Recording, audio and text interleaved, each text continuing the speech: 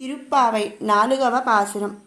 ஆலிமலை கண்ணா ஒன்று நீக்கை கரவேல் ஆலியுள் புக்கு முகந்து கொடார் தேரி ஊழி முதல்வ மருவம் போல் மெய் கருத்து பாலியந்தோளுடை பற்பநாபன் கையுள் ஆளி போல் மின்னி வலம்புரி போல் நின்றதிருந்த் தாளாதே சாங்க முதைத்த செரமலை போல் வாழ புலகினில் பெய்திடாய் நாங்களும் మార్గళి నీరాడ మగిలిందేలోరెంబావాయ్.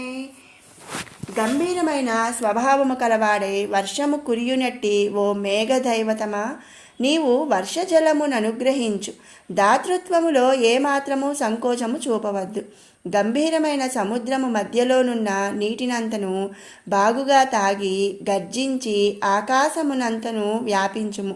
సమస్త జగత్తులకు కారణమైన శ్రీమన్నారాయణుని శరీరము వలె దివ్యమైన నల్లని స్వరూపము ధరించి ఆ భగవంతుని సుందర విశాల దీర్ఘబాహువుల జంటలో కుడి చేతి అందలి చక్రాయుధము వలె మెరయుచు ఎడమ చేతి అందలి శంఖావలె మధుర గంభీరముగా ఉరిమి ఆ భగవంతుని సారంగమును ధనస్సు నుండి వెడలివచ్చు బాణముల వలె వర్షధారలు లోకమునంతను సుఖింపజేయునట్లును మేము సంతోషముతో మార్గశీర్ష స్నానము చేయునట్లును వర్షించుము అని ఆండాళ్ ఈ పాసురములో ప్రార్థించుచున్నది.